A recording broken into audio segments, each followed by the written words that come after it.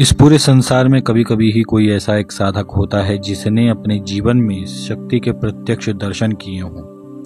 कुछ ऐसे ही मेरे जैसे कुछ पागल साधक होते हैं जो कि साधनाओं के पीछे बहुत ही मेहनत करते हैं और अंत में उस साधना का जो फल मिलता है वह बहुत ही मीठा मिलता है। इसी प्रकार का कुछ अनुभव आपको आज इस वीडियो में मैं सुनाने आया हूँ मित्रों।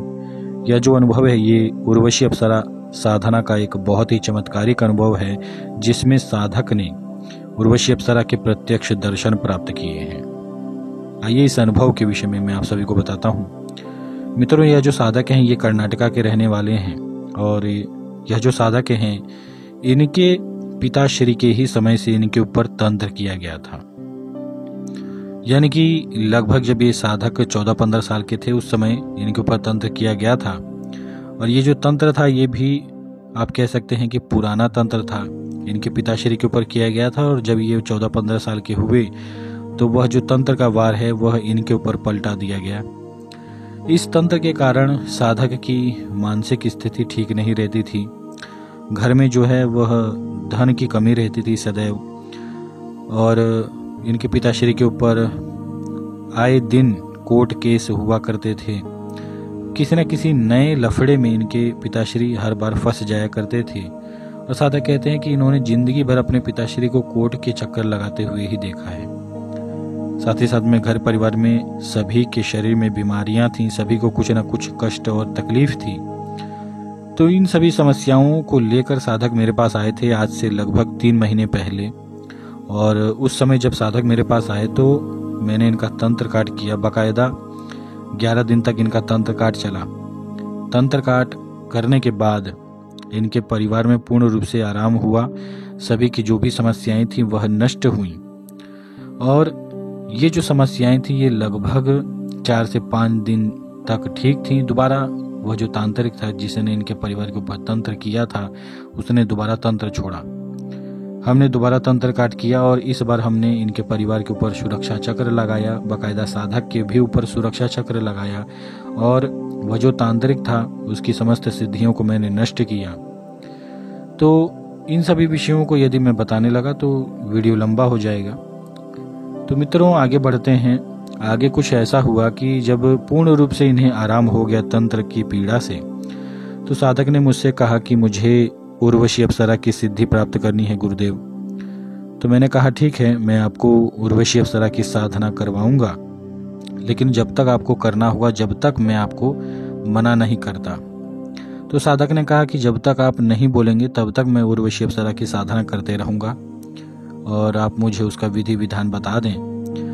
तो मैंने सोचा कि क्योंकि बहुत सारे साधकों को मैंने ऑनलाइन साधना करवाई, लेकिन उसका कुछ ही साधकों पर ऐसा दिखा मुझे कि ऑनलाइन के थ्रू साधना करने वाले जो भी साधक हैं जिनकी दिव्य दृष्टि नहीं जागृत है और जिनके पंच तत्व नहीं जागृत हैं, ऐसे साधकों को थोड़ा तकलीफ होता है। 1-2 महीने साधना करने पर अप्सरा के उन्हें दर्शन तो होते हैं, पूर्ण अनुभव होते हैं, लेकिन प्रत्यक्ष दर्शन नहीं होते। तो इस समस्या को ही लेकर मैंने सोचा कि यह जो साधक है इनकी दिव्य दृष्टि और इनके शरीर के पंच तत्वों को पहले ही जागृत कर दिया जाए ताकि इन्हें शक्ति के प्रत्यक्ष दर्शन हो। तो बाकायदा मैं इन्हें एक बहुत ही प्राचीन मंदिर है, देवी का मंदिर है, वहां पर लेके गया और वहां पर मैंने पंच तत्व जागृति और दिव्य दृष्टि जागृति की कुछ छोटी सी विशेष पूजाएं होती हैं, कुछ क्रियाएं होती हैं, वह करवाई। और बाकायदा एक ही दिन में साधक की जो दिव्य दृष्टि है वह जागृत हुई और पंच तत्व जागृत हुआ। इसके बाद साधक को बहुत ही दिव्य अनुभव होने लगे। साधकों ने, यह जो साधक थे इनके साथ कुछ और साधक भी थे, तो इन सभी ने मेरी सिद्धियों के दर्शन किए, बाबा भोलेनाथ के दर्शन किए, माता महाकाली के दर्शन किए। इन सभी दर्शनों के बाद कहीं ना कहीं इनके मन में उत्साह जागृत हुआ। ये जो साधक हैं इनके मन में भी उत्साह जागृत हुआ और इन्होंने कहा कि अब तो मुझे लगता है कि मुझे एक ही दिन में सिद्धि प्राप्त हो जाएगी। मैंने बोला कि बेटा खुशी जल्द ही नहीं करनी चाहिए, देवी देवता साधनाओं के माध्यम से परीक्षा भी लेते हैं।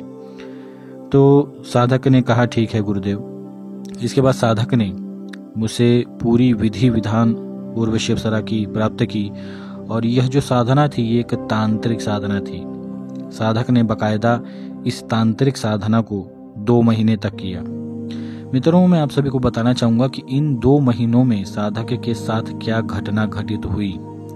सबसे पहले तो जब साधक ने इस तांत्रिक मंत्र की साधना आरंभ की तो पहले ही दिन से इनके शरीर पर शक्तिपात होता था नित्य रात्रि, क्योंकि साधक रात्रि में 9 बजे बैठते थे मंत्र जप करने के लिए, साधना के लिए, और लगभग 1 बजे तक साधक मंत्र जप किया करते थे, साधना किया करते थे। तो साधक बताते थे कि लगभग तो 10 से 11 दिन तक इनके शरीर पर शक्तिपात हुआ। 11 दिन के पश्चात इन्हें अपना मूलाधार दिखना आरंभ हो गया। आज्ञा चक्र के माध्यम से साधक को दिखता था कि इनका मूलाधार चक्र पूर्ण रूप से विकसित हो चुका है और अब इनकी कुंडलनी ऊपर की ओर आ रही है। इन्हें बाकायदा अपने पीठ में कुछ रेंगता हुआ भी महसूस होता था। तो इसी प्रकार से मूलाधार चक्र से जो कुंडलनी शक्ति थी वह आगे बढ़ी और लगातार चक्रों के अनुभव होते होते साधक को 21 दिन हो चुका था साधना करते करते, और लगभग 25वें दिन साधक की दिव्य दृष्टि का जो चक्र होता है वह भी पूर्ण रूप से विकसित हुआ और साधक की कुंडलनी शक्ति ब्रह्मरंध्र में जाकर स्थित हुई। यहाँ पर एक घटना घटित होती मित्रों की साधक की जो कुंडलनी शक्ति थी वह पूर्ण रूप से इनके नियंत्रण में आ चुकी थी, क्योंकि जो मंत्र था वह भी पूर्ण रूप से उग्र मंत्र था और जागृत मंत्र था। और जब आप मंत्रों की साधना करते हैं पूर्ण रूप से एकाग्र होकर, तो आपके साथ ऐसी घटना घटित होना बहुत ही सामान्य बात होती है। तो साधक ने अपनी पूरी कुंडलनी शक्ति को अपने नियंत्रण में कर लिया। साधक जब भी चाहते थे तब कुंडलनी किसी भी चक्र में स्थित हो जाती थी। और साधक कहते हैं कि ऐसा करने के लिए इन्हें किसी प्रकार का मंत्र जप करने की आवश्यकता नहीं होती थी, न ही ध्यान करने की आवश्यकता होती थी। साधक कहते थे कि पता नहीं कुछ विशेष क्रिया होती थी, ये केवल सोचते थे और उस चक्र के ऊपर ध्यान लगाते थे और ये देखते थे कि इनकी कुंडलनी शक्ति नीचे से उठकर उस चक्र में स्थित हो जाती है। क्योंकि हमने इस साधना काल के दौरान कुछ चक्रों के भी जो कुछ छोटे मोटे होते हैं परीक्षण वह भी किए हमने, और उसका परिणाम भी दिखा। जब हमने इनका मणिपुर चक्र जागृत किया तो इनके जीवन में धन धान्य सुख संपदा प्राप्त होनी आरंभ हो गई, क्योंकि जो इनका काम धंधा है वह इनके पिताश्री ही संभाल रहे थे, क्योंकि ये तो यहाँ पर साधना कर रहे थे। तो इनके पिताश्री से जब पूछा गया तो वे बताते थे कि इस समय तो जो इनकी छोटी सी दुकान है उसमें थोड़ा इन्हें उन्नति दिख रही है, धन धान्य आ रहा है घर में। तो इसी प्रकार के पूरे अनुभव हो रहे थे। चक्रों का हमने परीक्षण किया इनके, और इसी प्रकार से हमने इनकी कुंडली शक्ति के ही माध्यम से इनके जीवन में जो धन की कमी थी हमने वह सही किया। याद रहे, यह जो क्रियाएं हैं ये हर एक साधक के साथ नहीं की जाती। जो साधक ये सारी क्रियाएं करने में सफल होता है उसी के साथ ये सारी क्रियाएं हम करते हैं। तो इन सभी अनुभवों के खत्म होने के बाद साधक को स्वर्गलोक के दर्शन होने आरंभ हो गए। साधक देखते थे कि एक सोने का गेट है जो कि इन्हें नित्य रात्रि में जब ये साधना करते थे तो वह जो बड़ा सा गेट है जो कि सोने का है वह इन्हें दिखाई देता था। साधक को मैंने एक दिन कहा कि आप अपने सूक्ष्म शरीर को निकालने की चेष्टा करें और आप कोशिश करें कि उस सोने के दरवाजे तक आप जाएं। साधक ने उस रात्रि यह पूरी जो कोशिश थी साधक ने की, और साधक बताते हैं कि इस पूरी प्रक्रिया को करने के दौरान बाकायदा इनका जो सूक्ष्म शरीर है वह इनके शरीर से बाहर निकला। ये अपने शरीर को देख पा रहे थे। इसके बाद वह जो दृश्य दिख रहा था साधक ने उस दृश्य पर अपना ध्यान लगाया तो साधक देखते हैं कि अचानक से ही ये बादलों के बीच में आ गए हैं और एक सोने का बहुत ही बड़ा सा दरवाजा है। साधक ने वह दरवाजा खटखटाया। साधक देखते हैं कि उसी समय इनके सामने 2 बहुत ही बड़े बड़े देवदूत प्रकट हुए जिनके हाथों में त्रिशूल था। साधक ने उन दोनों ही जो देवदूत थे उन्हें प्रणाम किया और कहा कि मुझे इसके अंदर जाना है, आखिर ये क्या है। उन दूतों ने कहा कि ये स्वर्ग का दरवाजा है और तुम अपनी साधना के बल पर यहाँ तक आई हो देवी उर्वशी के कारण। तो साधक ने कहा कि मुझे उर्वशी देवी के दर्शन करने हैं, कृपया आप मुझे अंदर जाने दें। इसी प्रकार से जब साधक ने प्रार्थना किया तो बाकायदा उन दूतों ने स्वर्ग के दरवाजे को खोला तो साधक वहां पर गए। मित्रों, वहां पर साधक ने न ही जाने कितने ही देवी देवताओं के दर्शन किए, बहुत ही दिव्य दर्शन किए साधक ने। साधक बताते थे कि उस लोक की आत्माएं जो हैं वह बहुत ही पवित्र होती हैं, इतनी पवित्र कि कोई भी व्यक्ति सोच नहीं सकता। साधक बताते थे कि उस लोक का जो जल है वह धरतीवासियों को पीने नहीं दिया जाता, चाहे वो कोई सूक्ष्म शरीर से आए या फिर चाहे कोई किसी भी साधना के बल पे आए। जब भी साधक अपने पुण्यों के प्रभाव से स्वर्गलोक में आता है तभी उसे स्वर्गलोक की कोई भी चीजें इस्तेमाल करने को दी जाती हैं। ये साधक का अनुभव रहा स्वर्ग का। इसके बाद साधक एक विशेष स्थान पर गए जहां पर उर्वशी देवी बैठकर एक संगीत का जो साधन होता है उसे कहते हैं वीणा। उर्वशी देवी वीणा बजा रही थीं और उस समय साधक ने उर्वशी देवी के दर्शन किए बाकायदा। साधक कहते हैं कि उर्वशी देवी ने सफ़ेद रंग की साड़ी पहन रखी थी जो कि ट्रांसपेरेंट थी, हल्की सी, और उसमें से गोल्डन कलर भी चमक रहा था। इसके साथ साथ में उर्वशी देवी ने 16 श्रृंगार धारण कर रखे थे पूरे शरीर पर। और यह जो साधक हैं ये बताते हैं कि वह जो देवी थी उन्हें संगीत और जो भी संगीत से जुड़े अन्य कर्म होते हैं, जो भी नाचने का कार्य होता है या फिर कोई भी अन्य शास्त्रीय संगीत होता है, इन सारे विषयों में उर्वशी देवी को बहुत ही गूढ़ ज्ञान है। नृत्य का तो बहुत ही अच्छा ज्ञान है और ये सारे अनुभव साधक ने उस समय स्वर्ग में रहकर अनुभव किए थे। और मित्रों, यहाँ पर धरती पर लगभग सुबह के 4 से 5 बजे साधक वापस अपने शरीर में आए और इन सभी अनुभवों के साथ साथ साधक ने कुछ विशेष ज्ञान भी प्राप्त किया था उर्वशी अप्सरा के दर्शन करके। तो ये पूरा अनुभव साधक का रहा। इसके साथ साथ में साधक ने इस साधना को बहुत ही गूढ़ता से करना आरंभ कर दिया और भी मेहनत लगाकर साधक साधना करने लगे।